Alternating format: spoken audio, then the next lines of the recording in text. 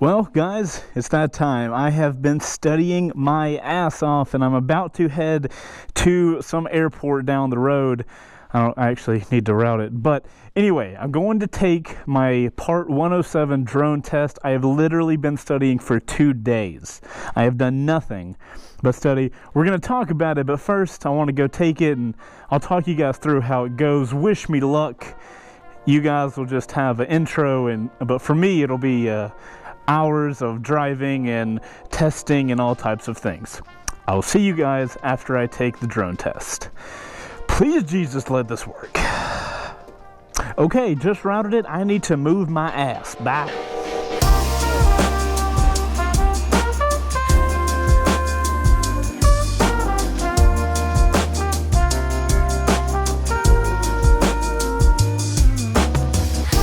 Alright guys, I just left the Birdcraft, I think. The people in there, hold on, let me get close real quick and show you the company. The Birdcraft. Those guys. From what I understand, you get on the FAA, then they link you up with somebody around your area. So I was like, hey, give me a place in Atlanta. And it's like this hangar. Let's go. I want to go look over this. Check this out. It's like a tiny little airfield. So I've got the dude's information that runs it, and I'm gonna see if I can talk with them about using. That's probably stupid. That's probably not gonna happen. Anyway, so I've taken the Part 107, and let me get the information. Oh, you guys aren't supposed to see that hat yet. Oh, just pretend you can't. And I got, where is it? An 82, which is lackluster, but you know what? I passed. So if you guys aren't familiar, quickly, the Part 107 is required by the FAA. Inception. The Part 107 exam is required by the FAA if you are flying a drone commercially. If you're just doing it as a hobby, you don't have to. But since I use my drone in my YouTube videos that I monetize, you can see where it gets a little sketchy.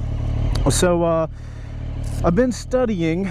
In this video, I kind of just want to talk about the studying I did, so that way if you guys are taking it, a lot of my motorcycle people might not care about this video, which is fine. But if you're taking the Part 107, I literally decided to do this 2 days ago, and now I took it today. And I wanted to, talk through that because as a busy person, I didn't really have a ton of time to study. And I'm sure there's a lot of people out there that could be in the same situation. If you are trying to take your Part 107 so you can fly a drone commercially, legally, this video might be for you. Birdcraft testing, woohoo! The people there were awesome. If you guys are like in the Atlanta-ish area, from what I understand, they do drone services, they do testing, and they work on private airplanes, which is pretty cool. Really nice people though. You're taking your Part 107, you're looking into, there's a ton of study guides online, guys. I did so much research on like, what study guide do I get? And for one, huge shout out to a photography YouTube channel, Tony and Chelsea Northrup. So they typically do photography stuff. Tony has a hour and a half, a 2-hour video that kind of gives you a really good idea of what you need to know just to pass it. I'll go ahead and say, if I would have just watched Tony's video, I don't think I would have passed it. The test was a little harder than it and the studying that I did, the practice test I did, and I'll get to talking about those in a second.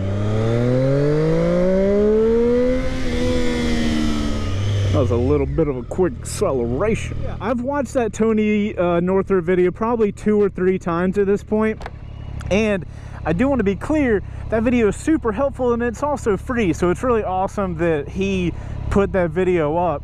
I'll put a link to that in the description if you guys are looking for it. So then, the big deal, the test, by the way, costs 150 bucks, so it's a little bit of an investment. And then there's free information all over the place, but I decided to go with a study guide by one of these companies. There's tons of them, but the one I ended up going with was drone, something Pilot Ground School or something like that. I'll have to put the little icon in the screen or something, but it's the drone pilot ground school thing, which was a little more expensive than I kind of wanted to pay. So the reason I ended up picking that, even though I think it was 300 bucks, so you got 300 on top of the 150, but the reason I went ahead and did that was because their success rate for students was something really high, like 95%. So I'm like, well shit, like if 95% of people can do it, I can do it. I went through all of the modules in 2 days. It didn't really take full 2 days, probably took a day and a half. I did every module, and I also watched the Tony Northrup video one extra time, and I just passed with an 82. Previously to 2 days ago, I had done no drone research. I've been flying a drone for a couple years now, but I had actually done no research on it, so I didn't know any of the technical stuff. But the reason I say that is because I feel like it's important to make sure it's clear that you can go from literally knowing nothing to passing the Part 107.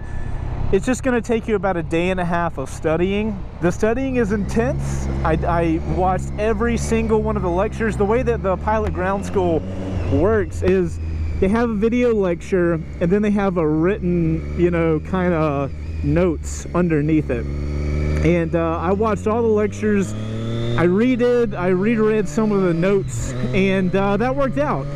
The practice test I feel are very important, so that's one of the main reasons I would recommend, by having gone through this whole thing, I would recommend getting one of these study guides for the simple fact that you get practice tests, and that kind of gets you in the mentality of doing it.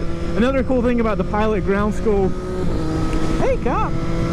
Another important thing about the pilot ground school, after every little assessment, you can take a baby quiz, you know what I mean? It's got like 10 questions. And then after you get done with all of the lessons, you can take a legit practice test.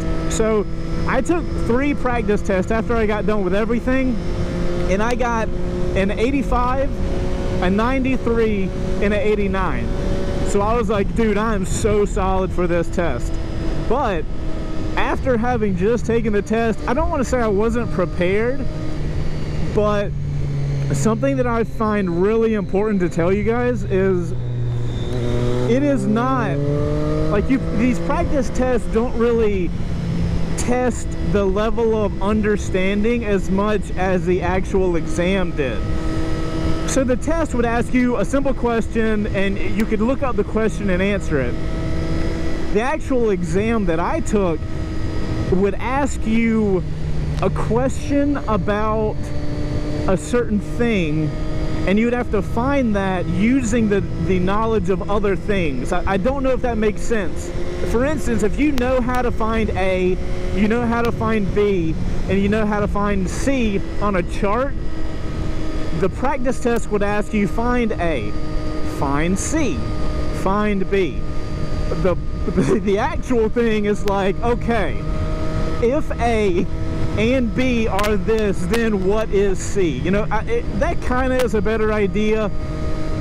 Still, do not think, if you even if you're getting like 90s on the practice test, do not just be like, oh, I'm good now. It's not even about getting a high score on a practice test. It's about really understanding why the answers are what they are. So if you're out trying to get your Part 107 and you're like doing really good on your practice test, that's fine, but just make sure you really know why the answers are the answers. Ow, that rock hurt. So yeah guys, I am an official licensed and insured, I'll add, drone pilot. I am very excited. I was very nervous to do that test. It has been a long time since I've been in college, and that rear wheel was not happy with what I just did. It's been a long time since I've been in college, man. I'm an old guy, and that was terrifying, but you know what? 82, solid. You got to get a 70 to pass, and obviously I met that. Oh man, it's all past me now. I can fly a drone legally. But guys, I'm running out of light super fast. These GoPros can't handle... Oh, goodness. All right, let me go before I die. Guys, passed the drone test. Super excited. Cannot wait for the next things in my life. Oh my god. Alright, I'm gone, guys. Chaseontwowheels, I'm out of here. Make sure to hit that like button as your congratulations to me for passing the freaking part 107. Good luck if you're out there trying to pass the 107. It's a little tough, but it's not bad. It's doable. Alright, guys. I'll see you on the next one. Later. Outro crew. Oh, outro crew. Wait, why am I in this turn lane? God dang it. I'm a freaking idiot. Alright, outro crew. I gotta stop talking because I need to figure out where the hell I am. Okay, bye.